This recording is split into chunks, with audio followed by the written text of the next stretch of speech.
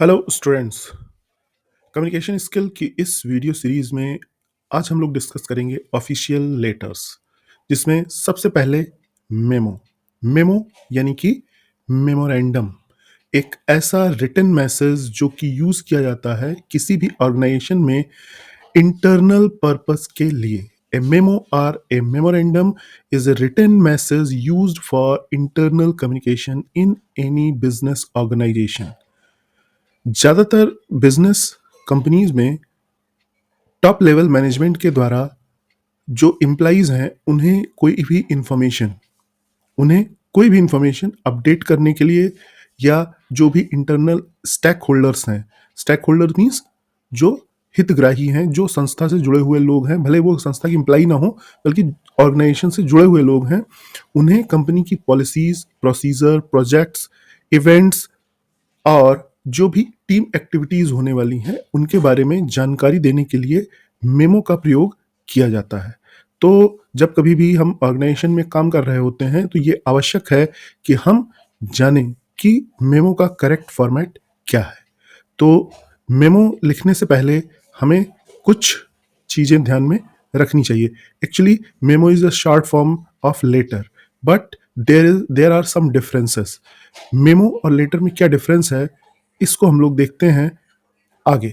तो memo writing के लिए मुख्य बातें क्या है? First of all, it must be clear and concise. ये स्पष्ट होनी चाहिए और संक्षिप्त होनी चाहिए। यानी ये मेमो जो है बहुत ही स्ट्रेट फॉरवर्ड तरीके से टू द पॉइंट लिखा जाना चाहिए। इसमें अनावश्यक डिटेल्स या फ्लावरी लैंग्वेज, जैसे कि बहुत ज़्यादा मतलब your obediently, sincerely yours, regards, your faithfully, ये जो फ्लावरी लैंग्वेज है, मतलब खूबसूरत बनाने के लिए जो वर्ड्स यूज किए जाते हैं, वो वर्ड्स का इस्तेमाल नहीं करना है, बल्कि सीधे सीधे स्ट्रेट फॉरवर्ड अपनी बात कहनी है। Second point is be professional.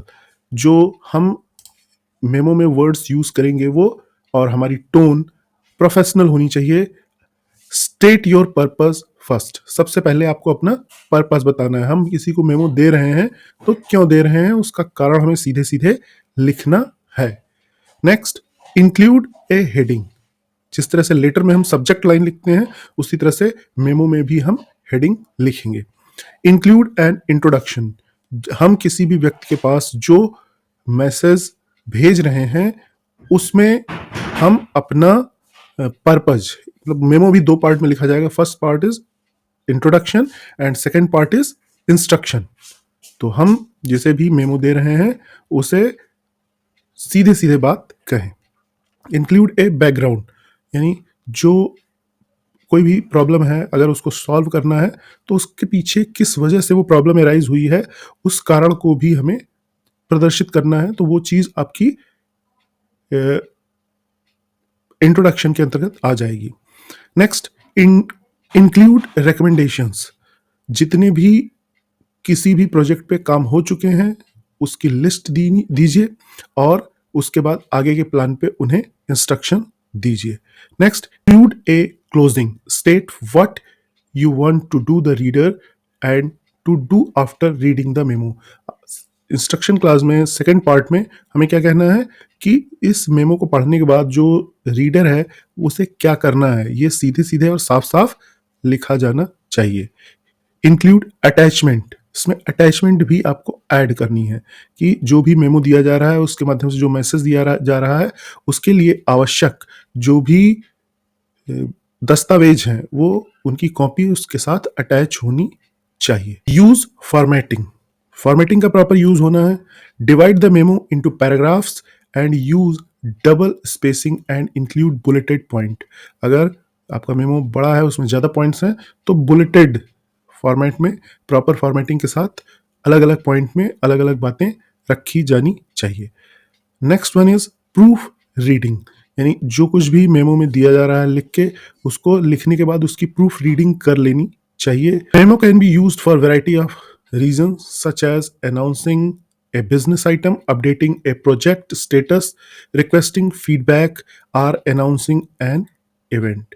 तो मेमो जो है वो किसी भी पर्पस से दिए जा सकते हैं जिसमें कोई बिजनेसमैन कोई घोषणा करने वाला है, या किसी प्रोजेक्ट को अपडेट करने के लिए, उसका स्टेटस अपडेट देने के लिए मेमो दे रहा है, या कोई इवेंट अनाउंस करने जा रहा है। तो मेमो का फॉर्मेट हम डिस्प्ले कर रहे हैं, इसको देखकर इस फॉर्मेट के अनुसार हम जो मेमो है उसको लिख के यूज कर सकते हैं। Next one is circular letter. Circular letter क्या है? A circular letter is an effective way for your organization to communicate the same information to a large group of people, either internally or externally. जैसे circular letter क्या है? ये एक बहुत ही प्रभावशाली तरीका है ये भी एक लेटर ही, लेकिन ये एक बहुत ही प्रभावशाली तरीका है कि जब कोई एक सिंगल मैसेज एक बहुत बड़े लार्ज ग्रुप को हम एक साथ देना चाहते हैं, भले ही वो इंटरनल पर्पस के लिए हो, यानी विद इन ऑर्गेनाइजेशन के जो भी एम्प्लॉइज हैं, वर्कर्स हैं, मेंबर्स हैं, या बाहर, जैसे कोई कंपनी है वो अपने स्टाफ को कोई प्रोसीजर, कोई कार्य करने का एक प्रक्रिया एक्सप्लेन करना चाहती है, तो वो सर्कुलर लेटर जारी करती है इंटरनली।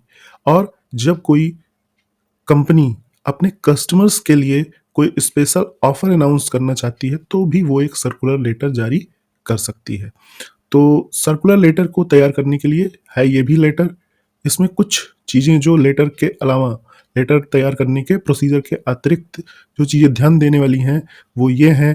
पहला point, state your main point in the first paragraph. यानी लेटर जैसे हम लिखते हैं वैसे ही लिखेंगे, लेकिन मेन बॉडी ऑफ लेटर के फर्स्ट पैराग्राफ में आपको अपना मेन पॉइंट कहना है।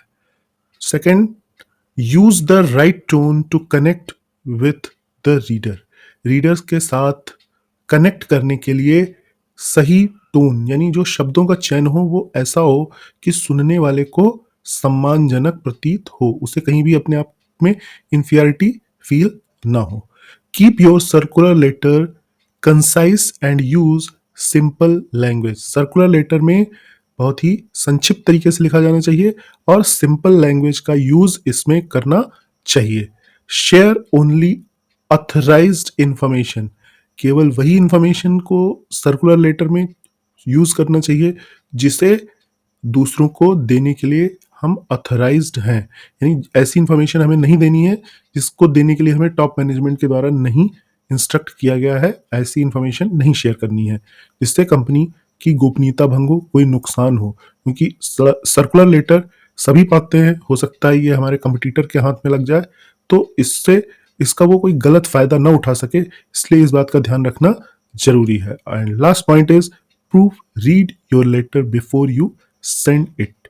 जब कभी भी आप कोई डॉक्यूमेंट दूसरे को दे रहे हैं, सेंड कर रहे हैं, तो उसे देने के पूर्व खासकर ऑफिशियल डॉक्यूमेंट में प्रॉपर प्रूफ रीडिंग कर लेनी चाहिए कि उसमें कोई ग्रामेटिकल, पंक्चुएशन या कोई अन्य मिस्टेक ना हो।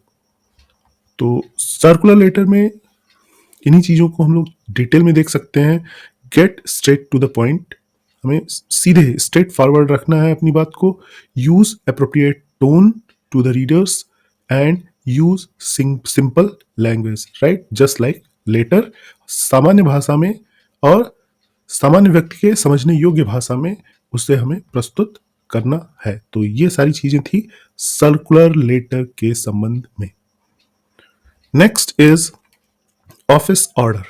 ऑफिस ऑर्डर ये किसी एम्प्लॉय के द्वारा अपने सबऑर्डिनेट्स को, किसी सीनियर अथॉरिटी के द्वारा अपने सबऑर्डिनेट को दिया गया लिखित आदेश है, that is an office order. It is used for internal purpose. जैसे कोई हायर अथॉरिटी है, वो अपने जूनियर्स को, जूनियर इंजीनियर को या सुपरवाइजर को या वर्कर्स को शिफ्ट में ड्यूटी चेंज होने का निर्देश दे रहा है, तो वो उसे ऑफिस ऑर्डर के रूप में लिख के देगा। या किसी का प्रमोशन हो रहा है या किसी को टर्मिनेट किया जा रहा है, इस तरह की जो इंटरनल एक्टिविटीज हैं उसमें ऑफिस ऑर्डर का प्रयोग किया जाता है। और ऑफिस ऑर्डर हमेशा टॉप टू बॉटम लेवल पे ही दिया जाता है। नीचे के कर्मचारी, नीचे लेवल के कर्मचारी उच्च अधिकारियों को ऑफिस ऑर्डर नहीं दे सकते, क्योंकि ये ऑर्डर है। नीचे वाले नीचे लेवल के कर्मचारी रिक्वेस्ट कर सकते हैं, वो ऑर्डर नहीं दे सकते हैं। तो इसलिए ऑफिस ऑर्डर हमेशा उच्च अधिकारियों के द्वारा निचले लेवल के कर्मचारियों को दिया जाता है। तो ये थे हमारे ऑफिशियल लेटर्स। नेक्स्ट वीडियो में हम लोग डिस्कस करेंगे agenda of meeting and meeting minutes. Thank you, have a nice day.